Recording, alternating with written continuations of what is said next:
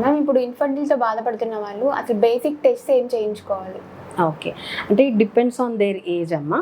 ఒకవేళ అంటే basic testing అయితే కొన్ని చెప్తాను. ఒకటేమో అల్ట్రాసౌండ్ ఉంటుంది.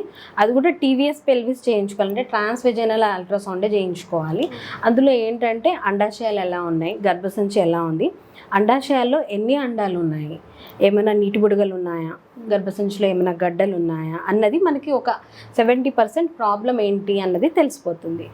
అది ఫస్ట్ ఒకటి వచ్చేసి స్కానింగ్ ఒకటి. నెక్స్ట్ ఒకటి వచ్చేసి హెచ్ఎస్జి అంటే హిస్ట్రోసాల్ఫింగోగ్రఫీ. అంటే మనకి ప్రెగ్నెన్సీ రావాలి అంటే ఓవ్యులేషన్ అవ్వాలి, అండాశయంలో అండాలు టైంకి రిలీజ్ అవ్వాలి, ట్యూబ్స్ ఓపెన్ ఉండాలి. కొంతమందికి ట్యూబ్స్ ఓపెన్ ఉండవు, వాళ్ళకి తెలియదు ఆ ట్యూబ్స్ ఎందుకు ఓపెన్ లేవు అన్నది. మనం హెచ్ఎస్జి ద్వారా ఏంటంటే ఆ ట్యూబ్స్ ఓపెన్ ఉన్నాయా లేదా అన్నది మనకు తెలిసిపోతుంది. సో ఆ టెస్ట్ కూడా కంపల్సరీ అండి.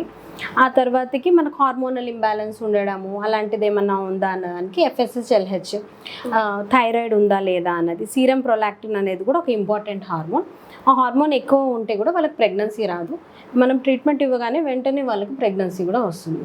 సో పేషెంట్స్ వెంటనే అంటే డైరెక్ట్గా ఐవీఎఫ్ ట్రీట్మెంట్స్కి అలా వెళ్తున్నారు. అలా కాకుండా ఫస్ట్ ఎవాల్యుయేషన్ చేసుకొని ప్రాపర్గా ఏమైనా ప్రాబ్లమ్స్ ఉంటే దాన్ని మొత్తం సాల్వ్ చేసుకుని ట్రై చేసి ఆ తర్వాతే వాళ్ళు ఐవీఎఫ్ అలాంటి డిఫికల్ట్ ట్రీట్మెంట్స్కి వెళ్ళాలి. అంతకంటే ముందు సైకిల్స్ రెగ్యులరైజ్ చేసుకోవడం, లైఫ్ స్టైల్ చేంజెస్ చేసుకోవడం, అధిక బరువు అనేది చాలా ఎక్కువ అవుతుంది. అందరు 95-100 kgs ఉంటున్నారు. ఆ వెయిట్ తగ్గించుకోవడం ఇవన్నీ చేస్తే న్యాచురల్గా ప్రెగ్నెన్సీ వచ్చే ఛాన్సెస్ ఇంప్రూవ్ అవుతాయి.